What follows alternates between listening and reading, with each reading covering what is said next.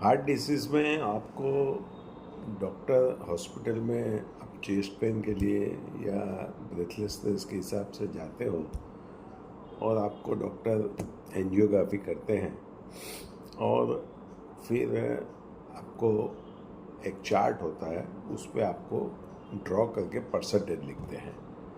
अब percentage 100%, 90%, 99%, 80%, 70% depends on उनका दिमाग जो फील करता है कि भाई ये नैरोइंग है और इतना परसेंटेज लिखना चाहिए, तो वो लिखते हैं। कई डॉक्टर ज़्यादा लिखते हैं because of professionalism is that. लेकिन परसेंटेज कई हॉस्पिटल्स में मैंने एंजियोग्राफी के रिपोर्ट्स देखे, तो आप देखो तो हृदय रोग में 3 नलियाँ होती है जो एओर्टा से निकलती है और हृदय को सप्लाई करती है ऑक्सीजन वाला ब्लड, और 3 नली होती है। इसमें फर्स्ट लेफ्ट साइड पे LMC है, लेफ्ट मेन कोरोनरी आर्टरी, उसकी 2 ब्रांचेस निकलती है, LAD और LCX। LAD left anterior descending and LCX जो posterior segment and lateral segment को लेफ्ट वेंट्रिकल के सप्लाई करती है। LAD anterior segment septum of the heart वगैरह को सप्लाई करती है। और right coronary artery conducting electric system of the heart and right ventricle right atrium को सप्लाई करती है और बेसमेंट को सप्लाई करती है, बेस ऑफ द हार्ट को। कई कबार ये जो आर्टरीज है LAD, इसमें एंजियोग्राफी में आपको कई कबार डायागोनल ब्रांच में 100% ब्लॉकेज बता देते हैं, या रेमस ब्रांच में 100% ब्लॉकेज बता देते हैं, या सेप्टल ब्रांच में 100% ब्लॉकेज बता देते हैं। First thing I would like to clear that 100% blockage में अटैक नहीं आता है, because there is no room for rupture of the plaque,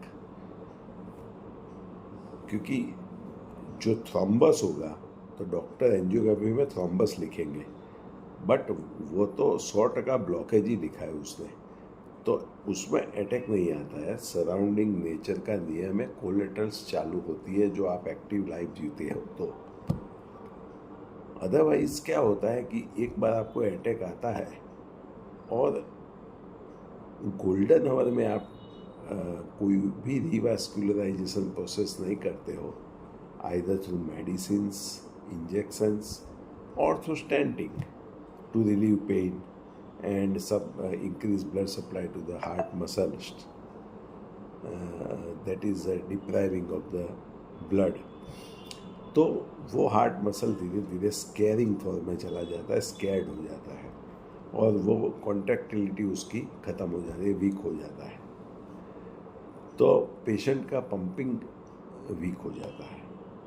दूसरा, जिसको COPD है उसको राइट वेंट्रिकल इफेक्ट होता है, क्योंकि पल्मोनरी आर्टरी राइट वेंट्रिकल्स में से निकलती है और पल्मोनरी आर्टरी लंग्स को सप्लाई करती है ब्लड, और लंग्स में ऑक्सीजनेट होके पल्मोनरी वेन द्वारा ब्लड लेफ्ट एट्रियम में आता है, फिर लेफ्ट वेंट्रिकल द्वारा एओर्टा से जाता है।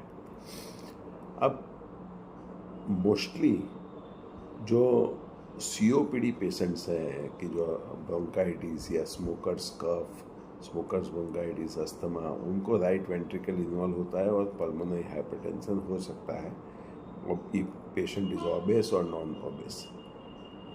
तो आप चाहे डायबिटिक हो, नॉन डायबिटिक हो, हाइपर ट्राइग्लिसराइड हो, हाइपर कोलेस्टेरोलेमिया हो या हाइपरटेंशन हो, कोई भी चीज़ आपका ब्लड में है, स्मॉल एल लाइपोप्रोटीन है ये ज़्यादा है, अथवा इन्फ्लेमेशन HSCRP ज़्यादा है, अथवा एपोलाइपो B ज़्यादा है, तो आप तुरंत उसको कम करने की दवाई चालू कर दीजिए।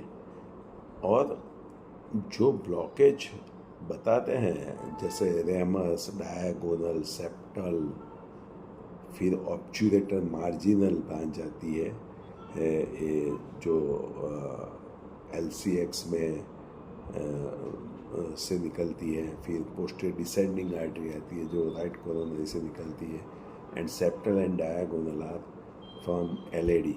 तो उसमें आपको 100% बता देता है, तो उसका कोई इम्पोर्टेंस ही नहीं है। वो आर्टरी 2.6 मिलीमीटर डायामीटर जितनी होती है, वो कोई रोल ही नहीं है उसका major supply of the blood to the myocardium.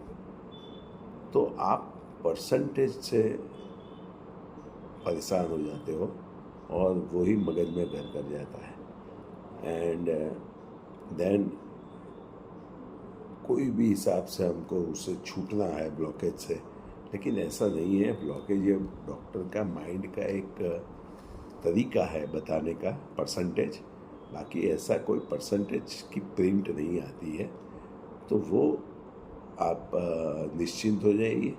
दूसरा, नॉन सर्जिकल साइंस इतना बड़ा डेवलप हुआ है कि सर्जिकल साइंस तो अब ओल्ड हो गया।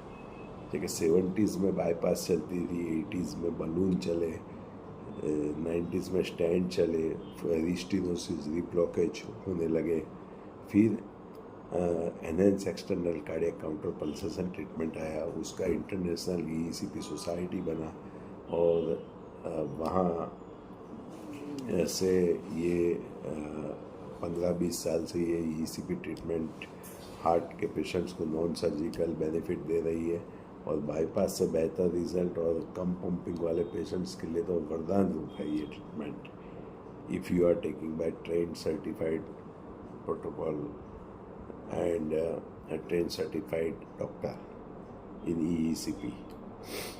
So I am saying that don't worry about 100% blockage in a small branches of the main arteries, and if you have 100% in LAD, mid of the LAD or ostium of the LAD or LCX, but you have no symptoms like chest pain, dyspnea on exertion, then don't worry. Collaterals are going to develop by nature, and if you take EECP treatment along with blockage reversal medicine treatment, it will reverse the blockage and develop natural angiogenesis, arteriogenesis and collaterals, and improve the heart pumping. It is acclimatized with cardiac cycle, so nothing to worry, and take EECP treatment. That is the basic. Thank you.